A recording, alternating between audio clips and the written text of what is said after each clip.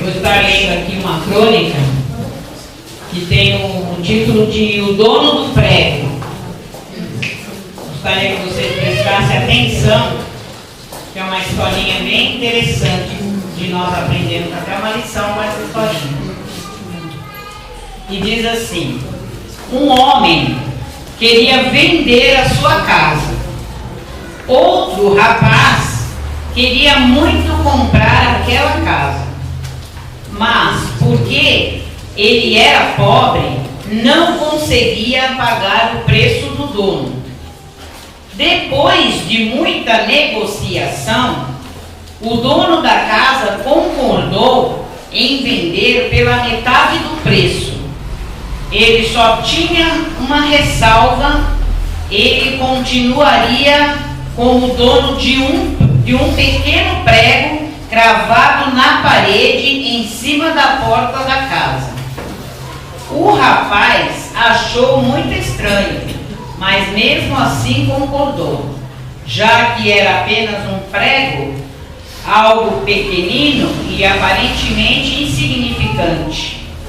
Depois de alguns anos, o dono original queria comprar sua casa de volta, mas o novo dono não concordava em vender. Então o dono do prego saiu pela estrada e comprou um pedaço de carniça e o pendurou na parede pelo prego que lhe pertencia. E em pouco tempo a casa ficou insuportável, com um odor horrível, e a família foi obrigada a sair desta casa. A conclusão dessa história é o seguinte: se nós deixarmos o diabo com apenas um pequeno prego nas nossas vidas, ele voltará e pendurará seu podre lixo lá, deixando nossas vidas insuportáveis para que Cristo venha habitar. Você tem um prego daqueles em sua vida? Há algum pecado ou hábito que você ainda não deixou de fazer? Pode ter a certeza, Satanás irá voltar. O dono daquele prego, daquele pecado, daquele erro, daquele hábito impuro, irá aparecer mais cedo ou mais tarde. Ele vai usar aquela coisa pequena para estragar tudo que você quer tentar construir de bom. E no final, ele vai levar tudo o que você tem. Então, não permita que o diabo tome nenhuma parte da sua casa do seu coração, nem que seja algo pequenino e aparentemente insignificante. Apenas deixe que o Senhor Jesus reine em todas as áreas e sentido da sua vida. Amém? Amém. É isso aí, é uma história de reflexão, né? Como hoje nós vamos estar pregando, a passagem que eu vou estar pregando é de Gadareno, né? Do endemoniado de Gadareno.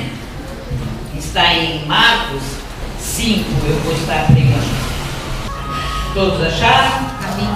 Então vamos colocar a Bíblia sobre os nossos corações e vamos orar que Deus, né, venha tomar a direção deste culto, que Ele já tomou desde o início, né, e agora vem ainda mais fortalecer para que as sementes vivas dele, que é a palavra dele, venha permanecer no nosso coração e nós venhamos abrir o coração para enraizar as sementes do Senhor Jesus em nós. Amém? Então vamos orar ao Senhor. Senhor, meu Deus e meu Pai, eu te louvo e te agradeço, meu Pai, por este momento maravilhoso que é o momento, meu Pai, o momento de estarmos falando da tua palavra, a palavra essa que são sementes vivas, ó Pai. Então desde já, meu Pai, eu peço que o Senhor entre com providência, meu Pai, e já vai, meu Pai, acalmando assim o nosso espírito, nos deixando em paz e em segurança, tratando do nosso coração, preparando o nosso coração como terreno fértil para receber as tuas palavras, meu Pai, que são sementes vivas. E que, meu Pai, nós possamos, meu Pai, através da tua palavra, estarmos aqui, meu Pai, abrindo o nosso coração e deixando o Senhor trabalhar, que não venhamos deixar, né, meu Pai, que a nossa carne venha atrapalhar ou impedir as nossas bênçãos que nós já temos para receber do Senhor, porque eu creio que o Senhor está com os braços cheios de bênçãos para derramar sobre a nossa igreja neste momento. Por isso eu peço que, se porventura tiver um levante de Satanás querendo impedir o trabalhar do Senhor, lance por terra, meu Pai, neste momento, toda cegueira espiritual, todo ouvido surdo, olhos cegos, toda distração, tudo aquilo, meu Pai, que venha querer impedir o trabalhar do Senhor. Todo sono, todo cansaço, que nós possamos, meu Pai, estarmos atentos para recebermos as Tuas palavras, que são sementes vivas, e as Tuas bênçãos, a qual eu já creio que o Senhor já está preparado para derramar sobre a Tua igreja. Desde já eu te louvo e te agradeço, já crendo na convicção da vitória. Em nome de Jesus, amém e amém. Graças a Deus. E chegaram à outra margem do mar, a província dos Gadarenos. Esta palavra província, ela quer dizer divisão territorial de um país. E a palavra principado, ela quer dizer território ou estado cujo soberano é um príncipe. Então nós vamos ver a sequência agora que tem a ver com isso que eu falei aqui agora. No 2 diz assim: e saindo ele do barco, lhe saiu logo ao seu encontro dos sepulcros um homem com espírito imundo, o qual tinha sua morada nos sepulcros, e nem ainda com cadeias o podiam alguém o prender. Jesus e os discípulos chegaram à região de Gerasa, no lado leste do lago da Galileia. Assim que Jesus saiu do barco, foi encontrar-se com ele um homem que estava dominado por um espírito mau. O homem vinha do cemitério onde estava orando. Ninguém conseguia prendê-lo, nem mesmo usando correntes. Então nós já vemos aqui, logo no início, que Jesus ele saiu do barco, e assim que ele saiu do barco, veio dos sepulcros, né? Os sepulcros estavam no cemitério, então ali no cemitério, né? É um homem com um espírito imundo, né? Assim, com um demônio, né? Um espírito de demônio. E aí fala, o qual tinha sua morada nos sepulcros, quer dizer, ele não morava em casa como nós moramos, ele morava no cemitério, né? Como está falando aqui. E nem ainda com cadeias o podiam alguém prender ele. Quer dizer, aqui no 4, ele fala, porque tendo sido muitas vezes preso com grilhões e cadeias, as cadeias foram por ele feitas em pedaços, e os grilhões em migalhas, e ninguém o podia amansar. Muitas vezes já tinham amarrado as suas mãos e os seus pés com correntes de ferro, mas eles quebraram tudo. E ninguém conseguia. Então veja a situação desta pessoa que estava ali possessa, né, de espírito, né? Este moço estava ali endemoniado, né? E assim eu estava fazendo um estudo a respeito dessa palavra, e aí eu estava vendo aqui, até eu marquei, que a palavra Satanás quer dizer adversário, né? A palavra diabo, ele quer dizer caluniador. O diabo, ele é a antiga serpente, ele é enganador, o maioral dos demônios, tentador, né? Inclusive a pastora Paula pregou no domingo, né? Sobre a tentação, né? Que o próprio demônio tentou o Senhor Jesus, né? E ele fala, ele é sedutor de todo o mundo, maligno. E uma coisa que me chamou a atenção aqui, que no estudo que eu estava fazendo, fala que ele é acusador dos filhos de Deus, né? E fala que ele também impede o evangelho. E em Apocalipse 12:10, vocês não precisam abrir, mas se quiser marca para depois vocês estarem conferindo, e diz assim, no Apocalipse 12:10 diz assim, e ouvi uma grande voz no céu que dizia: agora chegada está a salvação e a força e o reino do nosso Deus e o poder do seu Cristo, porque já o acusador de nossos irmãos é derribado, o qual diante do nosso Deus os acusava de dia e de noite. Então, você veja bem, ele é o nosso acusador. Ele quer estar ali fazendo de tudo para estar nos acusando. E também em Marcos 4,15, ele fala assim, ó: e os que estão junto do caminho são aqueles em quem a palavra é semeada, mas tendo eles ouvido, vem logo Satanás e tira a palavra que foi semeada nos seus corações. E infelizmente isso é o que acontece ainda hoje na igreja. Porque as pessoas, até eu escrevi aqui alguns exemplos, né? Que o que é que ele impede? As pastoras estão aqui pregando a palavra e o sono, a distração, criança chora, né? O diabo parece que provoca ali naquela hora, porque o intuito dele é fazer com que nós percamos as nossas bênçãos.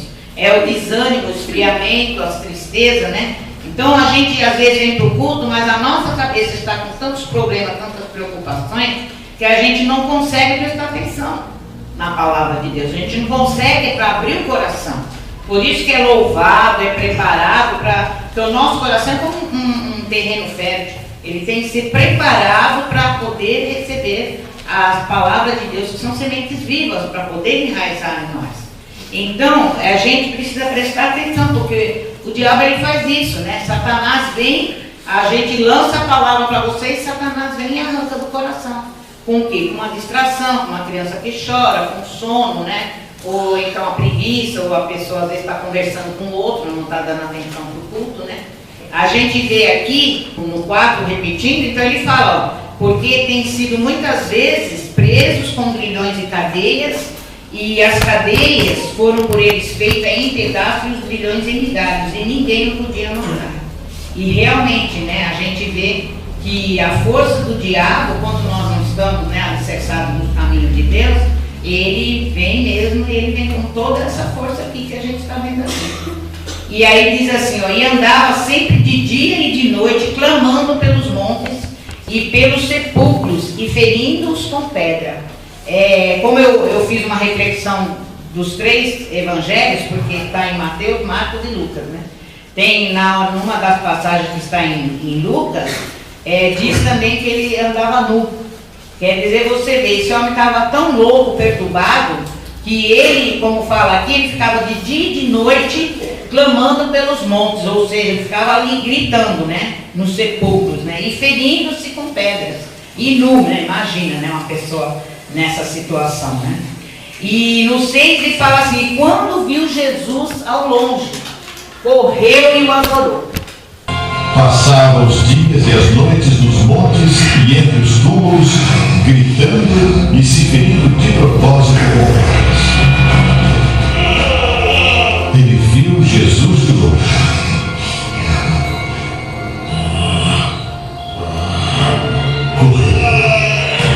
E caiu de joelhos diante dele. Então eu até fiquei assim, falando, olha que coisa interessante, até o diabo ele tem que se render ao nosso Senhor Jesus, né? Ele conhece, é conhecedor da palavra. Eu sempre falo que a Bíblia, nós precisamos sempre estarmos em oração e termos muita cautela, porque o diabo ele conhece a Bíblia de capa a capa também, né? Ele usa o Evangelho para nos enganar muitas das vezes, para quando nós estamos ali estudando, se nós não estivermos mesmo prestando atenção, ele faz uma confusão na nossa cabeça e faz nós compreendermos a coisa ao contrário do que Jesus quer passar para nós, né? No 7 diz assim, e clamando com grande voz disse, que tenho eu contigo, Jesus, Filho do Deus Altíssimo? Conjuro-te por Deus que não me atormentes. Você veja que o próprio demônio, né, o próprio diabo, o que ele fala aqui? Ele fala para Jesus, ele clamou, né, com grande voz, dizendo que tenho eu contigo. Mas ele reconheceu, né, a autoridade de Jesus, né? a identidade dele, você vê que ele falou, que tenho eu contigo Jesus, Filho do Deus Altíssimo. E aí ele ficou o quê? Conjuro-te por Deus, né? Falando para Jesus, pedir para Deus, né? Uma autorização para que não atormentasse ele aqui, né? Porque Jesus dizia para ele, sai deste homem, espírito imundo. E o interessante aqui no 9 é que ele diz assim, e perguntou-lhe Jesus, qual é o teu nome? E ele respondeu dizendo, Legião é o meu nome, porque somos muitos.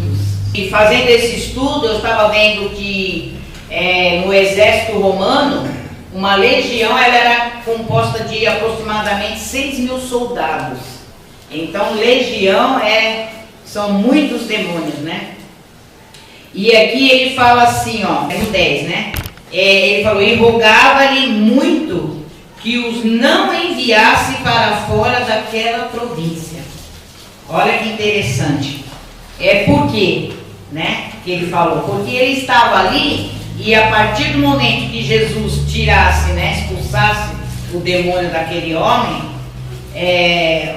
né, como fala na sequência bem que ele foi lançado nos porcos, os porcos morreriam, mas o diabo continuaria.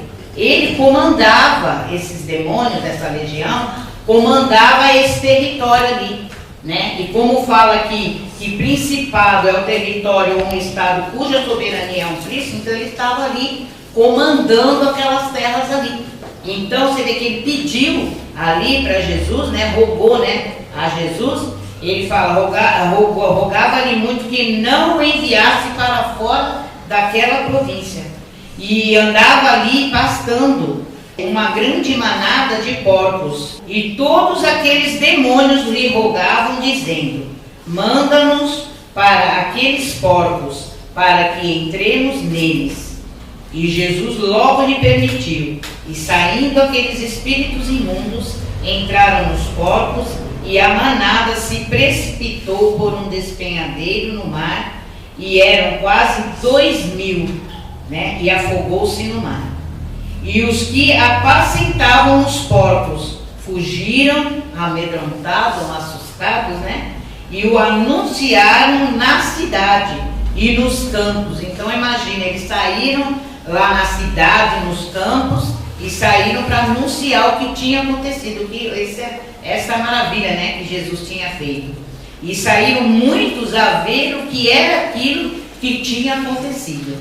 E foram ter com Jesus e viram o endemoninhado, o que tivera legião, assentado, vestido e em perfeito juízo, e temeram. Fora desse homem, espírito maldito! O homem deu um grito e disse bem alto,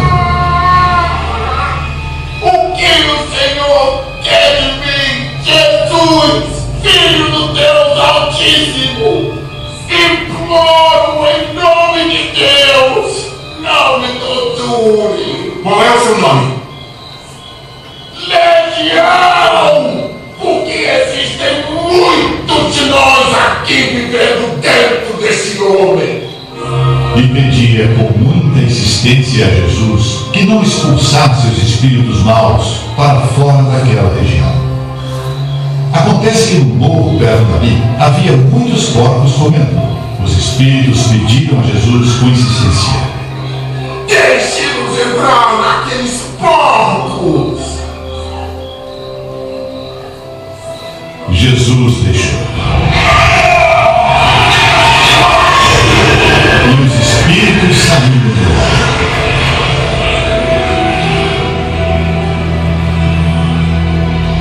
E entraram nos porcos.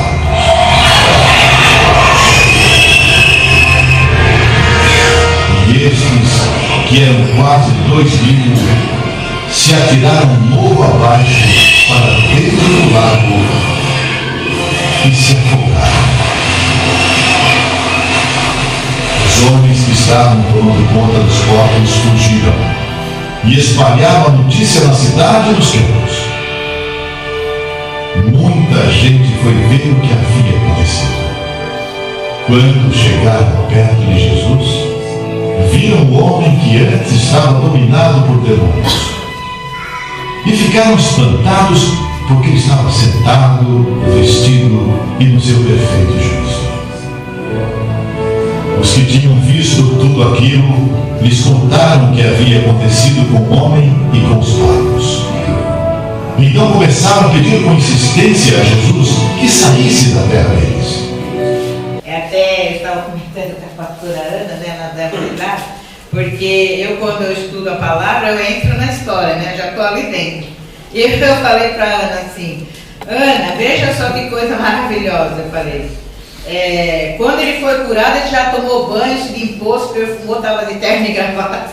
Ah, ela falou: mas naquele tempo não tinha terno e gravata. Aí eu falei: não, mas a gente já idealiza, já filma, já sonha na nossa cabeça, porque falei, na nossa igreja, né, eles veem tudo bonitinho, de terno e gravata. Eu falei, já idealizei a cura deste homem desta forma, né? E aí fala aí no 16, né? E os que aquilo tinham visto contaram-lhe o que acontecera ao endemoniado e acerca dos porcos, e começaram a rogar-lhe que saísse do seu território. E entrando Jesus no barco, rogava-lhe o que fora endemoniado que o deixasse estar com ele. Então ele estava ali querendo, né, ir com Jesus, né? Mas Jesus, porém, não lhe permitiu, mas disse-lhe: vai para a tua casa, para os teus, e anuncia-lhe quão grandes coisas o Senhor te fez e como teve misericórdia de ti. E ele foi e começou a anunciar em Decápolis quão grandes coisas Jesus lhe fizera, e todos se maravilharam. Quando ele estava entrando no barco, o homem curado pediu com insistência: deixe ir com o Senhor. Mas Jesus não deixou e disse: não, volte para os seus parentes e amigos e diga a eles o que o Senhor lhe fez e como ele foi bom para você e como ele foi misericordioso.